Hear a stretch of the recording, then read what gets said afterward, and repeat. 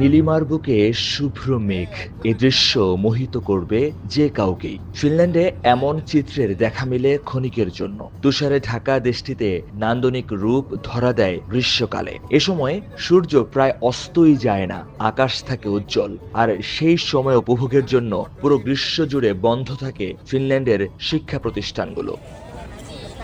মাস তিনেক পর সবুজ পাতার রং বদলে ঝরে পড়তে শুরু করেছে, দ্বার খুলেছে শিক্ষা প্রতিষ্ঠানগুলোর। দীর্ঘ সময় পর আমরা আবার আমাদের ইউনিভার্সিটিগুলো ওপেন হয়, এখন আমরা আবার ব্যাক করছি, আমাদের পড়াশোনা আবার চালু হয়েছে। খুবই এনজয় করছি এখানে, বিশেষ করে বাঙালি কমিউনিটি অনেকগুলা ক্রিকেট ইভেন্ট, ফুটবল ইভেন্ট সবগুলোতেই পার্টিসিপেট করলাম। দেন যে ফিনল্যান্ডের যে সবাই আছে যে সামারটারে খুবই এনজয় করে। ক্লাস শুরু হয়েছে, আমিও আবার এই সব আনন্দকে শেষ করে আমি আমার পড়ালেখা শুরু করতেছি।